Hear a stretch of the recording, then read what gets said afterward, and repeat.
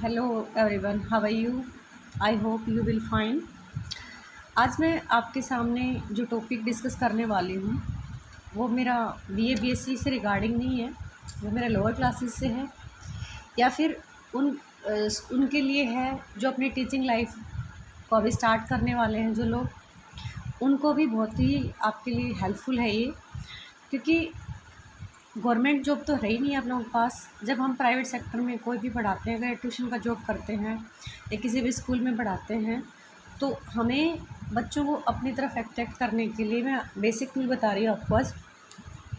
क्या चाहिए आपको कि आप कोई भी टॉपिक है, आप उसके बारे में पूरा खोल खोल के बच्चों को बताइए, ताकि उसको जानने की बच्चों के अंदर जिज्ञासा उत्पन्न हो और वो उस चीज़ को इंटरेस्ट लेके पढ़े। ये नहीं कोई रिजल्ट बता दिया कि ट्रायंगल के तीनों एंगल्स का सम 180 होता है, एक सी एंगल प्रॉपर्टी होती है। नो, ऐसे नहीं, उन चीज़ों को बारीकी से बताइए आप, ताकि बच्चों में इंटरेस्ट क्रिएट हो। जैसे कि हम मूवी देखते हैं, तो मूवी देखते हैं तो उस टाइम क्या होता है कि हमें नेक्स्ट, कि अब क्या आएगा, अब क्या आएगा, अब इसका एंड कैसे होने वाला है, अब क्या होने वाला है, अब क्या होने वाला है।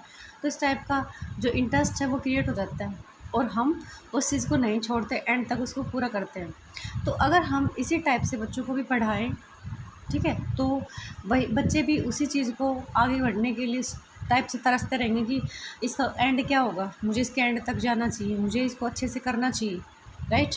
तो मैं आज आपके पास डिस्कस करने वाली हूँ ट्रायंगल, जो कि आपका एक ज्योमेट्रिकल पोर्शन है।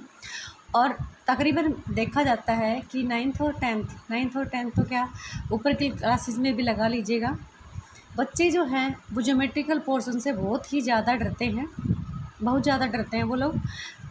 कैलकुलेशन हो जाता है, फॉर्मूले वगैरह अप्लाई कर लेते हैं, कोई बात नहीं, हो जाएगा। लेकिन जब ज्योमेट्रिकल पोर्शन आता है, थ्योरेटिकल पोर्शन आता है, तो उनके अंदर ये होता है डर कि पता नहीं कैसे होगा, मेरे को तो नहीं आता, इसमें तो थ्योरम है, इसमें तो ये है। लेकिन मैं ये कहती हूँ, नाइन्थ टेंथ का ज्योमेट्रिकल पोर्शन इतना इजी है कि आप कैलकुलेशन वाला जो पार्ट है वो भी आपको करने के बाद टफ लगने लग जाएगा, और बिल्कुल आराम से आप इसको सीखोगे और दूसरों को भी सिखाओगे। ये मेरी आपसे वादा है और मेरी गारंटी भी है। तो आप मन लगा के डेली पढ़ेंगे इसको। अच्छा, तो देखो मैंने लिखा ट्राई एंगल क्या है? ट्राई का मतलब होता है आपके पास 3। ओके, टॉपिक को स्टार्ट करते हैं। और एंगल का मतलब, एंगल इंसिलेशन। ओके, इंसिलेशन का मतलब क्या होता है गाइस? हमारे पास इसमें बहुत सारे टॉपिक्स आएंगे, ठीक है। बहुत सारे टॉपिक्स कैसे आएंगे? पॉइंट आएंगे। जैसे एक आएगा आपका पॉइंट, जो कि चीज़ों को आपने पढ़ा है, रे, लाइन सेगमेंट, ये लोअर क्लासेस में भी आप पढ़ चुके हैं और अपर में भी पढ़ेंगे, ठीक है। उसके बाद में इनको आगे का डिस्कस करती हूँ। पॉइंट क्या है? एक आपके पास शार्प पेंसिल है या फिर पेन है, और ये मेरे पास क्या था? एक प्लेन सरफेस था। ये मेरे पास क्या है? एक प्लेन सरफेस है, और जिस पे मैंने एक टिप किया, तो देखो इसने एक मार्क छोड़ दिया। यही हमारे पास क्या कहलाएगा? कि पॉइंट कहलाएगा। कि मेरे पास कोई भी प्लेन सरफेस है, मैं शार्प पेंसिल या फिर पेन से अगर यहाँ पे इसको पेन को रख दूँ, तो इसने अपना एक स्पेस इसने अपनी एक जगह बना ली, इसने कोई मार्क छोड़ा यहाँ पे, तो ये मार्क मेरा क्या कहलाएगा? पॉइंट कहलाएगा। ओके, सेकंड मेरा पॉइंट है रे। क्या होती है? तो रे गाइज क्या होती है? रे कि अगर मैं इस पॉइंट को, जहाँ पे मैंने पहले मार्क किया था, उस पॉइंट से अगर मैं किसी डायरेक्शन में जाना चाहूँ, तो डायरेक्शन में जाने के लिए मुझे क्या चाहिएगा? पाथ चाहिएगा। तो अगर मैं यहाँ से किसी डायरेक्शन में जाने के लिए अपना पाथ बनाऊँ और इसको इस टाइप से छोड़ दूँ, तो वो मेरा क्या कहलाएगा? रे कहलाएगा, ठीक है। रे आपके पास क्या होती है? जिसका एक पॉइंट क्या होता है? फिक्स होता है, और दूसरा आपका अप टू इन्फिनिटी एक्सटेंड होता रहता है। Rays, sunrays, light rays. Rays क्यों बोला जाता है उनको? क्योंकि उनका एक फिक्स पॉइंट होता है। सन से आती है रेज, ठीक है। दूसरी लाइट रेज, आप बल्ब में से देखिए, तो या कोई भी अंधेरे के टाइम में लाइट सोर्स को देखिए आप, वहाँ से आपको क्या मिल रहा है? वहाँ से आपको रेज मिल रही है, नो की लाइन। ओके, अगर मैं इसी रे को जो काम मैं एक तरफ एक्सटेंड करने का कर रही थी, अगर मैं दोनों तरफ उसी चीज़ को करूँ, एक्सटेंड करूँ मैं उस चीज़ को, ठीक है, इधर भी करूँ इधर भी करूँ, तो ये मेरे पास क्या बन जाएगी, एक लाइन बन जाएगी। क्या बन जाएगी, लाइन बन जाएगी।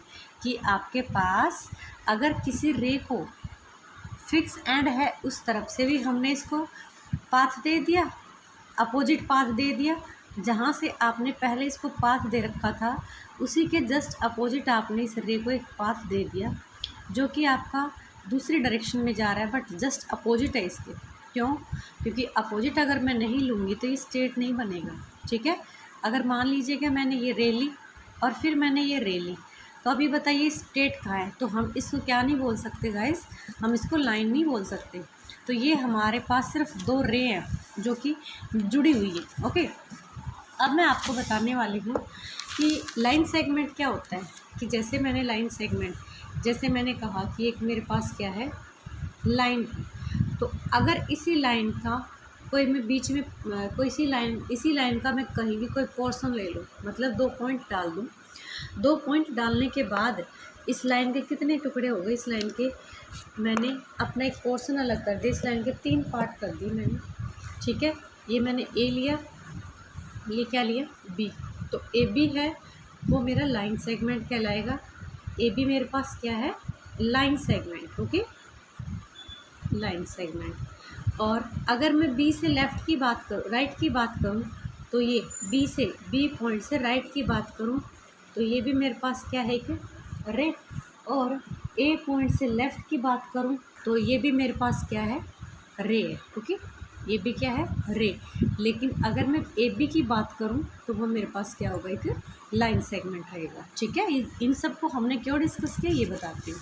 मैंने कहा ट्राई का मतलब तो समझ गए 3, और एंगल का मतलब होता है इंसिलेशन, ठीक है। सॉरी मैंने मिस्टेक होगी इसमें, इंसिलेशन का मतलब होता है घुमाव। Inclination of a one ray from the opposite ray, inclination of a ray from the another ray, sorry, inclination कि जैसे आपके पास 2 रे थी और मैंने एक रे को फिक्स कर दिया और दूसरे रे को चलाया, तो देखिए मेरे पास ये रे बन गई ना ये रे। तो इन दोनों के बीच का जो घुमाव है, ये वाली चीज़, ये हमारे पास क्या कहलाएगा गाइस, एंगल कहलाएगा, ठीक है। क्या कहलाएगा, एंगल।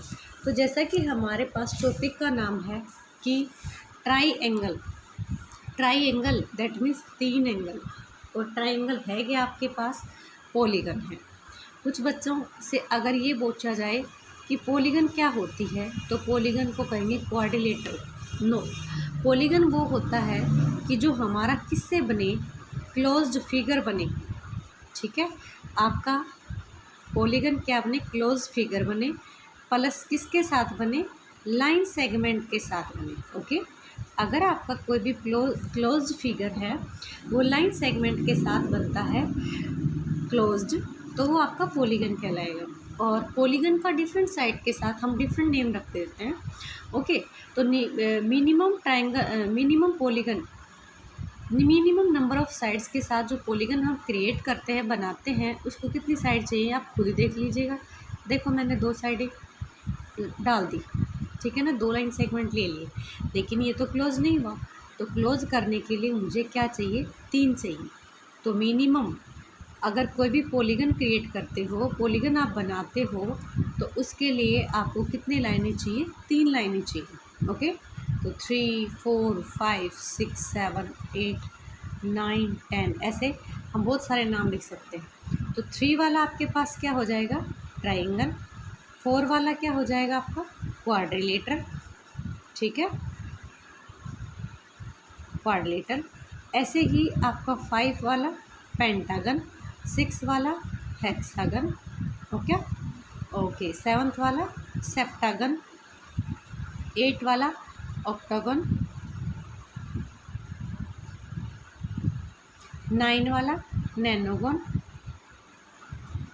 ओके, 10 वाला डेकागन। ऐसे आपके पास बहुत सारे, आगे के लिए हमने फिक्स नाम नहीं पढ़े, लेकिन वो सारी क्या कहलाएंगी, जो भी आपका क्लोज्ड फिगर लाइन सेगमेंट से बना है वो क्या कहलाएगा, पॉलीगन। तो ये तो इससे पहले मैंने वैसे ही बताए। अब हम आते हैं अब अपने टॉपिक के ऊपर कि ट्राइंगल आपके पास क्या है, ट्राइंगल। तो गाइस आपके पास जो ट्राइंगल है, मैंने अभी बताया 3 एंगल से बना एक 3 एंगल वाला एक क्लोज्ड फिगर क्या कहलाएगा आपके पास, ट्राइंगल कहलाएगा। कोई बात नहीं, मैंने ट्राइंगल डाला, एक ट्राइंगल बना दिया ट्राइंगल।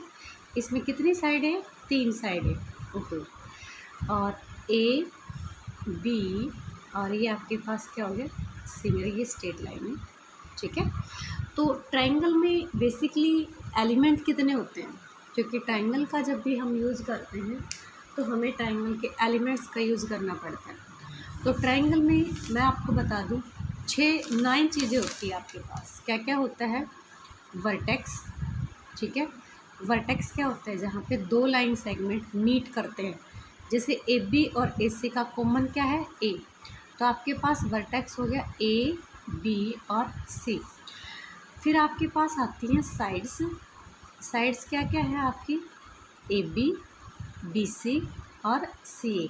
अगर हम इसको इस टाइप से लिखना चाहते हैं तो इस टाइप से लिख सकते हैं, लेकिन जब हमें बिल्कुल स्टार्टिंग से इंट्रोड्यूस कराया जाता है तब हम इसको लिखते हैं, क्योंकि ये वाला जो सिंबल मैंने ऊपर लगाया है वो लाइन सेगमेंट का है। लेकिन हम जब 9th 10th में इससे अपर क्लासेस में पढ़ते हैं तो इसको लगाने की हमारे पास कोई रिक्वायरमेंट नहीं होती, ओके। अब आता है एंगल। कौन कौन से एंगल आपके पास, एंगल ए है, एंगल बी है, एंगल सी है। एंगल का मतलब तो समझ गए होंगे कि 2 लाइनों का घुमाव, इंसिलेशन क्या कहलाता है, एंगल बिटवीन दैम, उनके बीच का एंगल बन जाता है। तो जैसे बी सी और ए बी के बीच का जो घुमाव है, जैसे आपके पास सीजर है, मान लीजिए सीजर की शेप यही होती है ना। देखो मैंने इसको क्या किया, ये करा, ये घुमाया, तो ये दोनों मेरी पहले 2 उंगलियों के बीच का जो पोर्शन है ये किस टाइप का दिख रहा है, ये आपको एक एंगल की शेप का दिख रहा है। तो ये क्या है, ये जो मेरी फर्स्ट उंगली चल रही है ये इंसिलेशन, ये इस सेकंड फिंगर को मैंने फिक्स कर रखा है और फिर फर्स्ट फिंगर को मैंने मूव कराया, ठीक है। तो ये रोटेट हो रही है तो ये इंसिलेशन, ये मतलब घुमाव उससे दूर जा रही है तो ये जो पोर्शन क्रिएट कर रही है वो क्या कहलाएगा, इसका एंगल कहलाएगा, ओके। तो गाइस एक तो एंगल को आप कितने लेटर में लिखेंगे, 3 लेटर में। 3 लेटर में कैसे लिखेंगे, जहाँ पे आपका एंगल बन रहा होता है उस पॉइंट को आपको बीच में लेना पड़ता है, मतलब जिस वर्टेक्स पे बन रहा होता है। जैसे बी है, आपके पास 3 लेटर है ए बी सी, तो अगर आपको बी को पढ़ना है, बी एंगल को, तो बी लेटर को आपको बीच में लिखना पड़ेगा। अदरवाइज़ आप इसको शॉर्ट में, अच्छा मैंने ए का ना लिखा है, ए को एरर लगा दिया, तो मैं पहले ए को बता देती हूँ। ए को पढ़ना है मेरे को, तो ए लेटर मेरा बीच में आना चाहिए। तो बी और आपके पास हो गया ए सी। दूसरा, हम अगर इसको पढ़ते हैं सी ए बी, देन तब भी कोई दिक्कत नहीं है, आप बिल्कुल एज इट इज़ पढ़ सकते हैं। और एंगल बी को हम क्या पढ़ सकते हैं, एंगल ए बी सी, और एंगल इसको क्या पढ़ सकते हैं, सी बी ए। और सी वर्टेक्स के ऊपर जो एंगल बन रहा है उसको क्या लिख सकते हैं, ए सी बी और बी सी ए, ठीक है। हम इस टाइप से 3 टाइप से पढ़ सकते हैं। जो अब हमारे पास आगे वाली जो क्लासेस में है, आपके पास जो एलिमेंट यूज़ होने वाले हैं वो कितने एलिमेंट हैं, 6 एलिमेंट है आपके पास। 3 तो क्या होती है साइड्स, और 3 क्या होते हैं आपके पास, 3 आपके पास एंगल्स होते हैं। तो अब मैं आपको बताऊं कि इसके बारे में और थोड़ा डिस्कस करते हैं कि आपके पास ट्राइंगल में क्या क्या होता है, क्या क्या नहीं होता है। तो बेसिकली आपके पास ये होता है। अब उसके बाद आता है आपका मीडियन, ठीक है, मीडियन, एल्टीट्यूड, एंगल बाइसेक्टर,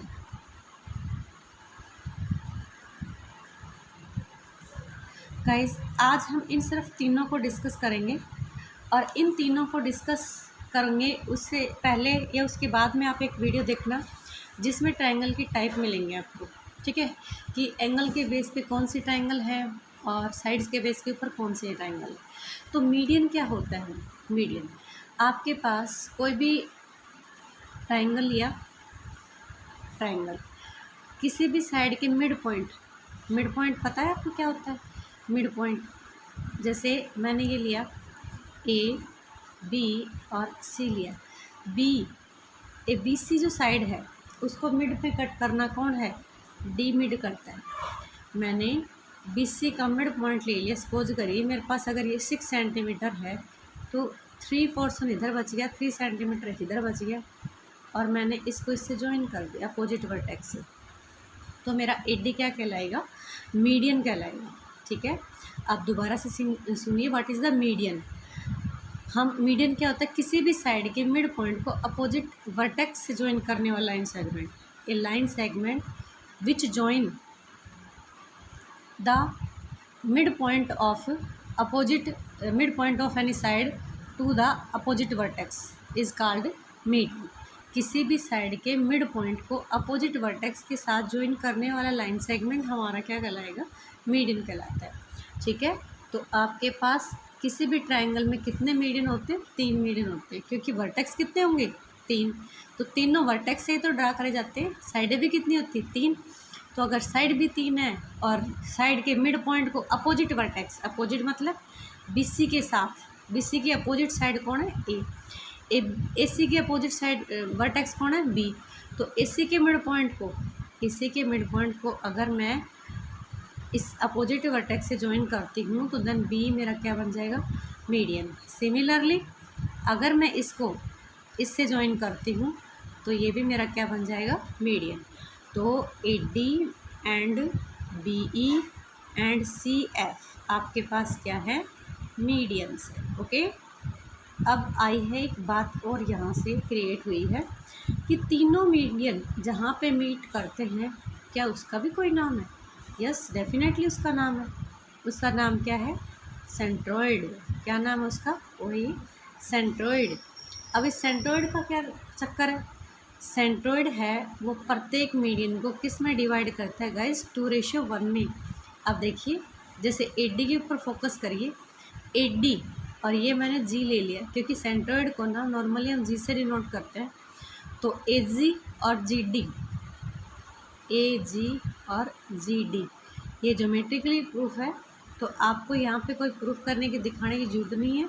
आपको सिर्फ ऐसे याद रखना है कि प्रत्येक मीडियन को सेंट्रोइड है वो 2:1 में डिवाइड करता है। सेंट्रोइड क्या होता है? जहाँ पे तीनों मीडियन क्या करते हैं? मीट करते हैं। ठीक है, ओके। कई बार हमारे पास इस टाइप से शेप बन जाती है और बच्चे क्या सोचते हैं कि एल्टीट्यूड भी है। नो, ये गाइस हमारे पास ट्रायंगल के टाइप पे डिपेंड करती है कि ट्रायंगल किस टाइप की। अब मान लीजिए मैंने ये ट्रायंगल ली, मैंने ये कहा, इससे पहले आपको बाद में आपको एक वीडियो मिलेगी, आपको वो देखनी पड़ेगी और वो ज़्यादा क्लियरिटी देगी आपको। ये मेरी कैसी ट्रायंगल है? ये मैंने ऑब्ट्यूज एंगल ट्रायंगल ले लिया और ये इस अपोजिट साइड का क्या लिया? मैंने मिड पॉइंट लिया। बच्चे उसमें बहुत ज़्यादा कंफ्यूज होते हैं कि हमारे पास मीडियन है या एल्टीट्यूड है। ओके, और इसका मैंने मिड पॉइंट लिया ये वाला, और इसका मिड पॉइंट मेरा ये हो गया। एक बात और, अगर हम बिल्कुल इसको करेक्ट बना रहे हैं तो तीनों मीडियन हमारे एक सिंगल पॉइंट पे ही मीट करेंगे, वो बिल्कुल भी साइड से नहीं जाएंगे। हाँ, फ्री हैंड बना रहे हैं वहाँ पे हमारा हिल डुल सकता है, वो बात अलग है, लेकिन अगर हम स्केल से बना रहे हैं तो हमारा बिल्कुल एग्जैक्टली वही बनेगा, आपका कोई भी चेंज नहीं होगा इसमें। ठीक है, तो डी ई और आपका एफ, तो देखिए टेढ़ा बन गया। तो ये कोई मैटर नहीं रखता कि आपकी ट्रायंगल किस टाइप की है, आपको सिर्फ ये ध्यान रखना है कि मीडियन क्या होता है। तो मीडियन फिर से सुन लीजिएगा, किसी भी साइड के मिड पॉइंट को, जैसे डी मेरा ए बी सी का मिड पॉइंट था, डी को इसी के अपोजिट वर्टेक्स से ज्वाइन करूँ, बी सी साइड के opposite vertex, B C side के अपोजिट वर्टेक्स कौन है? ए है, तो उससे ज्वाइन करूँ तो वो आपके पास क्या बन जाएगा? एक मीडियन कहलाएगा। और तीनों मीडियन जहाँ मीट करते हैं वो क्या कहलाता है? आपका सेंट्रोइड करता है। और सेंट्रोइड प्रत्येक मीडियन को किस रेशियो में डिवाइड करता है? 2:1 में डिवाइड करता है। ठीक है, अब हम पढ़ते हैं एल्टीट्यूड। मैंने एक एल्टीट्यूड का टॉपिक बनाया, तो एल्टीट्यूड देखिए,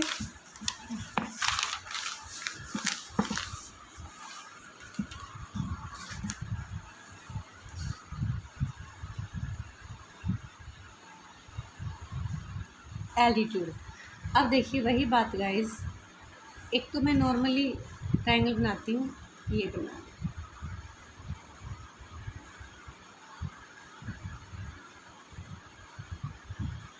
ठीक है,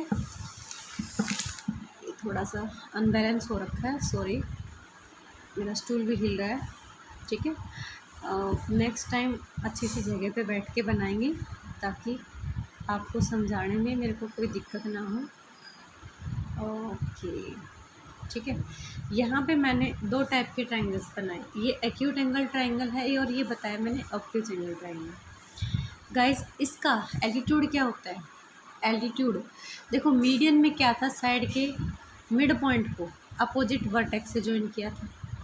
अब हमारा मिड पॉइंट का कोई रोलर नहीं है, कोई रोग नहीं है, हम किसी भी वर्टेक्स को उठाएंगे, अगर किसी भी वर्टेक्स से अपोजिट साइड पे एक ऐसी लाइन ड्रा करें जहाँ कट करे वो उसके साथ कितने का एंगल बनाए, 90 डिग्री, तो ये मेरा क्या कहलाएगा, एल्टीट्यूड कहलाएगा। ओके, मैं इस चीज़ को एक बार दोबारा से डिस्कस करूँगी। देखिए ये कुछ बच्चों का ये मत होता है कि मैडम ये तो बिल्कुल सेम दिख रहा है, नहीं बेटा ये सेम नहीं दिख रहा, ये देखो फिर मेरा टेढ़ा हो रखा है, ये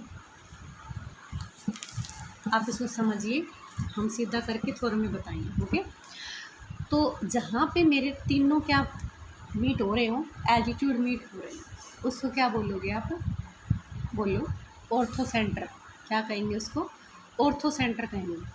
तो मीडियन में आपके ट्रायंगल्स ये साइड्स के मिड पॉइंट है, लेकिन यहाँ पे देखिए ये मिड पॉइंट नहीं है, यहाँ पे हमें ये देखना है कि क्या ये अपोजिट साइड के साथ 90 का एंगल बना रहा है। अगर आपके 90 का एंगल बन रहा है तो इसका मतलब ही क्या है, आपके पास मीडियन है ना, एल्टीट्यूड है, अदरवाइज़ नहीं। दूसरी बात, अगर आपके पास ट्रायंगल कैसी है, आपकी ट्रायंगल एक्यूट एंगल्ड है, एक्यूट एंगल मतलब सारे एंगल इसमें कितने यूज़ करे गए, 90 से छोटे और 0 से बड़े। अगर प्रत्येक एंगल आपका 90 से छोटा है और 0 से क्या है, बड़ा, तो ट्रायंगल के तीनों एल्टीट्यूड आपके अंदर ही रहेंगे, बाहर कोई नहीं जाएगा, ठीक है। ओके, अब ये देखिए मेरी कैसी ट्रायंगल है, ये मेरी ऑब्ट्यूज एंगल ट्रायंगल है। तो ऑब्ट्यूज एंगल ट्रायंगल में जो मेरा ऑब्ट्यूज वर्टेक्स है, ऑब्ट्यूज वर्टेक्स मैं इसको क्यों बोल रही हूँ, क्योंकि इस वर्टेक्स के ऊपर कितना एंगल बन रहा है, ऑब्ट्यूज, और ऑब्ट्यूज एंगल गाइस 90 से बड़ा एंड 180 से क्या होता है आपका, छोटा होता है। तो इस वर्टेक्स पे अगर मैं परपेंडिकुलर डालती हूँ तो वही सिर्फ मेरा ट्रायंगल के क्या रहेगा, अंदर रहेगा, बाकी मेरा बाहर रहेगा।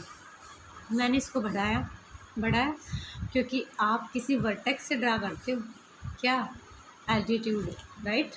तो मैंने सी वर्टेक्स से अगर ड्रा करना चाहूँ तो सी वर्टेक्स से। दूसरी बात, अगर किसी भी वर्टेक्स से ड्रा करते तो अपोजिट साइड पे आपका एल्टीट्यूड गिरना चाहिए। तो सी के अपोजिट साइड कौन है, ए बी तो आपकी वहाँ पे चली गई, तो इसका एल्टीट्यूड ये थोड़ी ना आप यहाँ पे जाके ऐसे डालोगे, नहीं।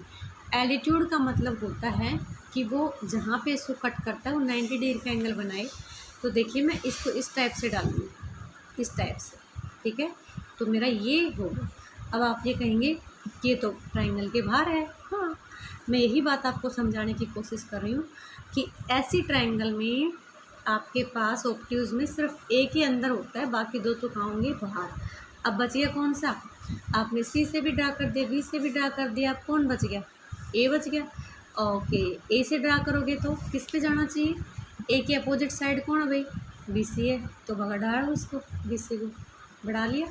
अब यहाँ से आपने इसके परपेंडिकुलर ड्रा करना है, तो ये इसका परपेंडिकुलर है, तो इसका डायग्राम कुछ ऐसा देखिएगा, ठीक है। तो परपेंडिकुलर आपके पास ट्रायंगल की शेप पे डिपेंड करते हैं किस टाइप की ट्रायंगल है, और उसके हिसाब से उसको ड्रा किए जाते हैं। तो आपको इसमें घबराने की ज़रूरत नहीं है कि एल्टीट्यूड सारे अंदर होते हैं, नहीं, ये ट्रायंगल के ऊपर डिपेंड करता है। एल्टीट्यूड ऑब्ट्यूज में एक अंदर होता है, बाकी दो बाहर होते हैं, एक्यूट में आपके सारे अंदर होते हैं। ओके, अगर मैं राइट एंगल ट्रायंगल बनाऊँ तो राइट एंगल ट्रायंगल मेरा इस टाइप से बनेगा, राइट एंगल ट्रायंगल। अब आप ये कहोगे इसमें कहाँ है, इसमें देखिए राइट एंगल ट्रायंगल ए से डालूँ मैं, ए से परपेंडिकुलर बी सी पे, तो एक तो एल्टीट्यूड ये हो गया, बी से परपेंडिकुलर डालूँ, इसी पे दूसरा ये हो गया, एक और बच गया, तो वो हमारा इधर ट्रायंगल के अंदर ही रहेगा। तो इसमें आपका कुछ ये ऐसा दिखने वाला है, ठीक है। ओके, अब हमने एक नाम और लिखा था, एंगल बाइसेक्टर।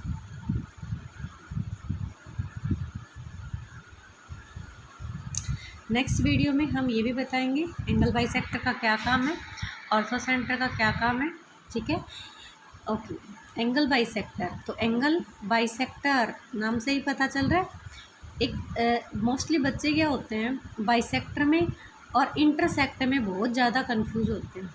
इंटरसेक्ट और बाइसेक्ट, भाई बाई का मतलब होता है टू और सेक्टर का मतलब होता है टुकड़े करना। इंटर का मतलब होता है कहीं भी और सेक्टर का मतलब वही होता है टुकड़े करना। तो इंटरसेक्ट का मतलब ये होता है कि आप किसी भी चीज़ को किसी टाइप से डिवाइड कर सकते हो, लेकिन बाइसेक्ट का मतलब होता है आपको उसको एग्जैक्टली कितने पार्ट में डिवाइड करना होता है गाइस, 2 पार्ट में। अब देखिए ये सब की जो डायग्राम है, ये जो शेप बनेगी वो आपके डिफरेंट टाइप के ऊपर डिपेंड करेगी। तो देखिए मैंने लिया ये एंगल बाइसेक्टर, ये ले लिया, ठीक है। ये मैंने क्या लिया, एंगल बाइसेक्टर लिया। आपको ने कई बार नोटिस किया होगा इस टाइप से सिंबल लगा देता है, आप समझ नहीं पाते ये सिंबल इसने क्यों लगाए। ये सिंबल इसने इसलिए लगाए, ये आपको कहना चाह रहा है इस टाइप के। देखिए मैंने सारी चीज़ें एक ही में यूज़ कर दी। ये इस टाइप का भी मार्क लगा सकता है, डबल मार्क भी लगा सकता है, इस टाइप के लगाता है, लेकिन एंगल के लिए जो होता है वो नॉर्मली यही यूज़ करता है। ये वाला जो सिंबल होता है कई बार एंगल के लिए यूज़ कर लिया जाता है, लेकिन मोस्टली आपका ये साइड के लिए यूज़ किया जाता है, इस टाइप का, ठीक है। और आपने देखा होगा कईयों पे इस टाइप से एरो लगे होते हैं, वो किस लिए होते हैं, ये पैरेलल लाइंस के लिए, कि आपके पास देखिए मैंने ये खींचा लाइन, और अगर ये लाइन पैरेलल है तो पैरेलल बजाने की बजाय वो आपका इस टाइप से सिंबल लगा देगा, ये इस टाइप के एरो वाले। तो इसका मतलब ये है कि ये लाइन इसके पैरेलल है, ये लाइन इसके पैरेलल है।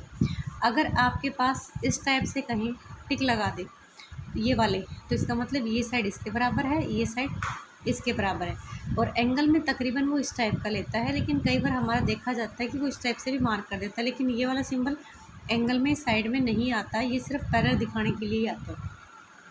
तो अब मैं बताना चाह रही थी आपके पास कि अगर एंगल बाइसेक्टर, ऐसे ही आपके 3 एंगल बाइसेक्टर बनेंगे, क्योंकि एंगल तो 3 बन रहे ट्रायंगल में, तो बाइसेक्टर भी तो 3 बनेंगे, बाइसेक्टर भी 3 बनेंगे।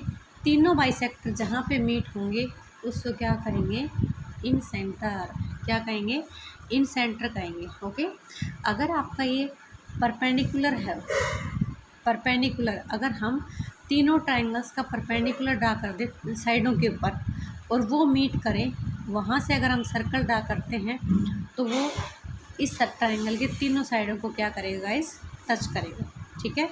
ओके, तो आज मैं आपको इसमें इतना ही बताना चाहूँगी। नेक्स्ट लेक्चर आप ज़रूर देखना और पूरी वीडियो देखना। नेक्स्ट लेक्चर अगर आप मेरे साथ साथ चलते हैं तो हमारे पास मेनली 2 चीज़ें सबसे टफ़ होती हैं। 9th क्लास में कॉन्ग्रुएंट ट्रायंगल जो कि बच्चों को नहीं आता, और 10th क्लास में सिमिलरिटी। लेकिन मैं आपको इस टाइप से बताऊंगी कि आप खुद ये जानोगे कि ये तो बहुत अच्छी चीज़ थी, बहुत इजी चीज़ थी, हम ही समझ नहीं पाए। तो आप प्लीज़ मेरी वीडियो को बार बार देखिए, और मतलब नहीं आता है तो आप इसको दोबारा से देखिए। एक ही चीज़ को एक बार पढ़ने से नहीं आएगा, 2 बार पढ़ने से आएगा, ठीक है। तो सॉरी मैं अभी इसको रोक रही हूँ क्योंकि साइड से मुझे डिस्टर्बेंस क्रिएट होने वाला है। Okay, thank you, have a nice day.